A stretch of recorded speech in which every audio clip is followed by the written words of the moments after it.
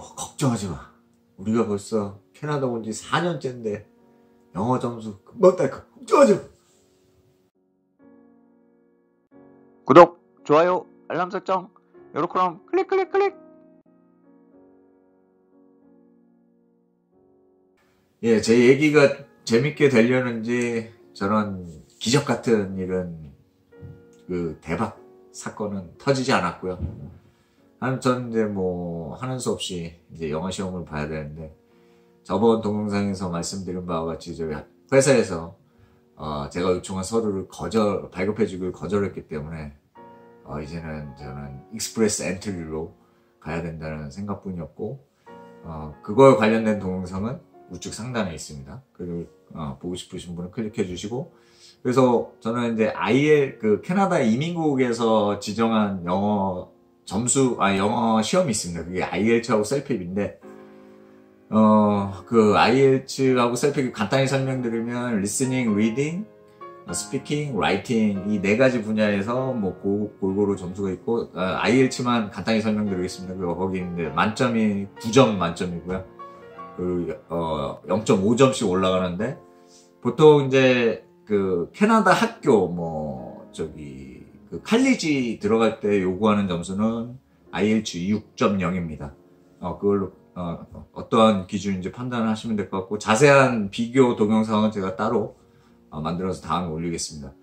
하여튼 그럼 저는 2로 가야 되는데, 여기서 2를 간단하게 설명드리면 익스프레스 엔트리의 약자입니다. 연방 이민국에서 연방 이민국을 통해서 이민을 진행하는 프로그램인데, 각 카테고리별로 점수를 산정해서 그 최종 점수를 가지고 이민을 하기 위한 지원자들끼리 경쟁을 해서 그 점수를 컷해가지고 이민자를 뽑는 방식입니다. 간단히 설명드리면 그렇고요. 그 카테고리는 뭐 나이, 학력, 경력, 그리고 영어 성적 이렇게 크게 나눌 수 있고, 나이는 30살까지는 100점 만점이고, 그 다음부터는 한 살 오를 때마다 5점씩 감점이 됩니다. 그래서 45살이 되면 제로가 되는 거죠. 나이 그 카테고리에서는. 그래서 저는 이제 40 중반이 그때 당시 40 중반이 다가갔기 때문에 좀 더 점수가 조금이라도 나이 점수를 먹기 위해서 그래도 승부를 볼 수 있는 거는 영어밖에 없었습니다. 경력, 학력이 이미 정해진 거고, 더 시간을 늘려서 할 수 있는 게 아니니까. 그래서 제가 할 수 있는 건 영어를 어떻게든 단시간 내에 나이가 먹기 전에 그 영어 점수를 끌어올리는 게 제 목표였죠. 이제 본격적으로 영어 시험 준비를 해서 2017년 말쯤에 영주권을 따기 위한 IELTS 시험을 봤습니다. 사실 저는 2년 전에 IELTS 시험을 본 적이 있었습니다.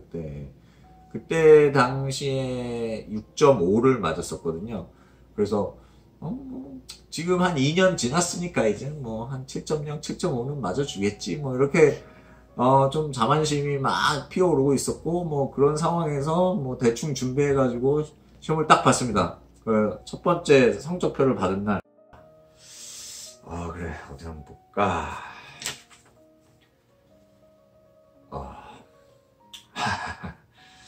너무 긴장했나? 생각보다 안 나왔네. 그래, 다음 시험엔 조금 노력 좀 해주지 하고, 이제 저는 그 다음 시험에 조금 더 공부를 해서 시험을 봤는데, 두 번째, 세 번째 시험 성적표가 거의 같았습니다. 오르는 것도 없고, 오히려 한 분야에서는 좀 떨어진 것도 있었고, 그 다음부터 제 얼굴은 이렇게 바뀌었습니다. 그렇게 우울하게 이제 시간이 지나고, 저는 이제 슬슬 운동 생활에 들어갔고, 이제 회사 끝나자마자 이제는 이거 장난 아니다. 이제는 진짜 나 이거 안 하면 이제 캐나다에서 못 살 수도 있겠다, 우리 가족이. 그래서 본격적으로 고시 공부하듯이 회사 끝나자마자 집에 와서 자기 전까지 공부를 하기 시작했습니다.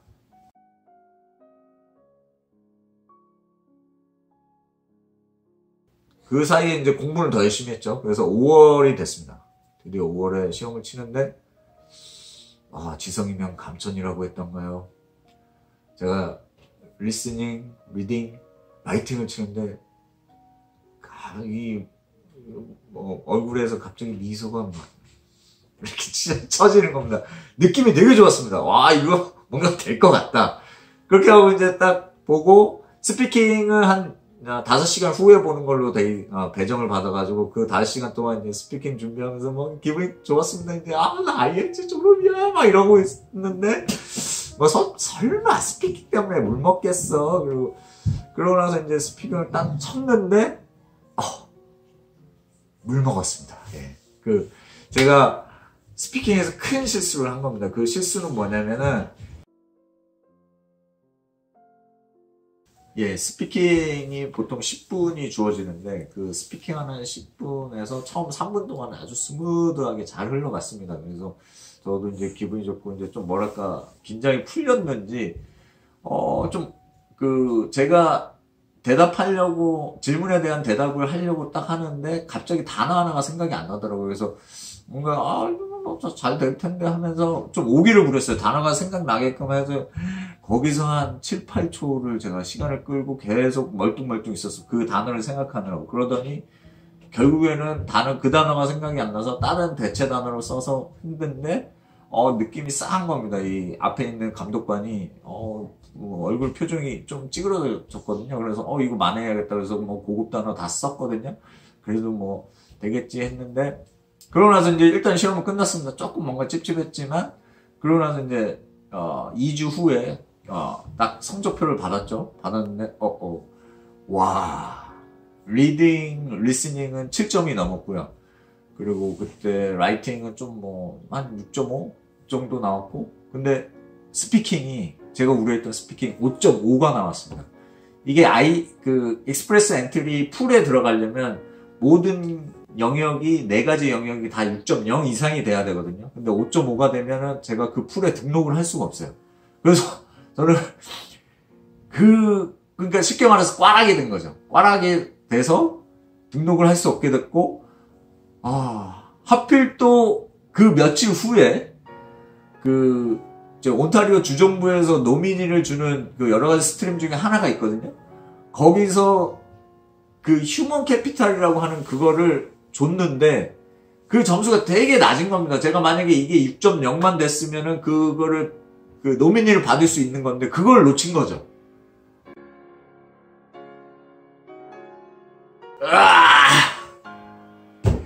그 충격의 여파로 저는 그 6월 시험은 그냥 스킵해버리고 IELTS 공부 자체를 당분간 놔버렸습니다.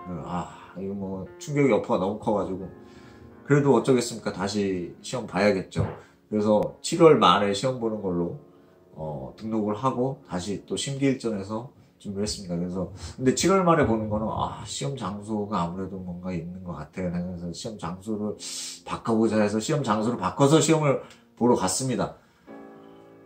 근데 시험 장소를 괜히 바꿨나 봅니다. 갔더니 이 시험관들이 30분이나 늦게 오고, 그리고 이 사람들이 처음 하는 건지 굉장히 어리버리 하더라고요. 이거 어떻게 진행하냐, 서로 의논하면서 막 진행을 하더니 결국에는 이게 매끄럽게 안 돼가지고 시험 시작을 1시간이나 늦게 시작을 했고요. 그리고 제가 하필 앉은 자리가 스피커 바로 옆에 있는 자리라서 스피커 볼륨을 좀 다운시켜달라 요청을 딱 하려고 그랬는데, 그 맨 뒤에 있는 놈이 스피커 그 상태 딱 좋다, 볼륨 딱 좋다, 그대로 가자 그래가지고, 주변에서도 그거 좋다 그래가지고 제가 저한테는 불리한 상황에서 이제 시험을 보게 됐죠. 바이오리듬 다 깨지고 그냥 컨디션 난조에다가 그냥 시험을 봤는데, 리스닝 잘 받겠습니까? 이제 걱정이 태산 같고, 이제 그러다가 리딩을 막 보는데 이게 글씨 이게 영어인지 한글인지 보이지도 않고 그렇게 그래서 중간에 이런 생각이 드는 겁니다. 이게 지금 봐서 뭐하냐, 이미 다 게임 셋이다, 이번 시험 끝났다, 그냥 나갈까 고민을 하다가 갑자기 이제 제 와이프와 애들 얼굴이 생각나가지고, 그래 참고 하자 그래가지고 이제 꾸역꾸역 참고 했죠. 그렇게 해서 리스닝, 리딩 보고, 라이팅도 머리 쥐어짜가면서 아이디어 내가지고 에세이를 써가지고 1시간을 겨우 해서 이제 냈습니다. 그나마 다행인 거는 이제 스피킹은 그 다음날로 보는 걸로 배정이 돼서 그나마 이제 컨디션 난조를 해결할 수가 있었고, 그래서 이제 집에 와서 좀 하고, 그 다음날 어느 정도 이제 컨디션이 이제 좀 업그레이드 된 상태에서 이제 스피킹을 시험 봤는데, 이번에는 스피킹 볼 때 뭔가 잘 풀렸습니다. 그래서 기분이 좋았고, 그래서 저번과 같은 실수는 다시 안 했고요. 그럼 근데 뭐 이미 리스닝하고 리딩해서 이제 뭐 라이팅도 그렇고 다 망쳤다는 생각이 들어가지고 그냥 아싸리 머리나 식힐 겸 해가지고 와이프하고 애들하고 가족 데리고 그냥 저기 알곤퀸하고 무스코카로 그냥 뭐 일주일 캠핑 여행을 갔었죠. 그러고 나서 이제 딱 도착을 했는데 이미 시험 성적 발표는 이틀이나 지났습니다. 뭐 기대도 안 했고요. 뭐 확인해봤자 뭐 뻔하니까. 뭐 그러다가 와이프가 한번 확인해봐야지. 그래서 뻔한 거 아니냐? 그래서 딱 확인했는데 오 마이 갓. 오 마이 갓. 점수가 장난 아니게 잘 나왔습니다. 그 리딩이 7.5가 리스닝이 7.5, 리딩이 7, 그리고 라이팅이 6.5, 그리고 스피킹이 7이 나왔습니다. 그래가지고 제가 거기서 이제 합이 7.0이 된 거죠. 이제 그 뭐 목표로 했던 8.0이나 그 이상은 나오지 않았지만 어쨌든 이제 좀 뭐랄까 그 점수가 이제 올라가는 게 보이니까 그 뭐 7개월 만에 8개월 9개월 만에 올라가긴 했지만 하여튼 그렇게 올라가니까 기분이 너무 좋더라고요. 그래서 바로 이제 이 그 풀에 등록을 했습니다. 그 점수를 가지고 등록을 했고, 그래서 딱 하고 이제 그래 그 온타리오 주정부에서 주는 노미니, 그 휴먼 캐피탈 노미니 이 정도 되면은 내가 점수 되겠다. 왜냐면 딱 하고 나니까 이 점수가 407점이 나왔습니다. 보통 온타리오 휴먼 캐피탈은 400점 정도에서 그 노미니를 주거든요. 그래서 이제 이거 기대할 수 있겠구나 막 이렇게 하고 생각하고 이제 기다리는데 보름이 지나도 뭐 소식이 없고 한 달이 지나도 소식이 없습니다. 그래서 찾아봤더니 제가 이 그 시험 성적 나오기 하루 전에 그 노미니를 또 발표를 했더라고요. 그래서 저는 그걸 또 놓치게 된 겁니다. 또!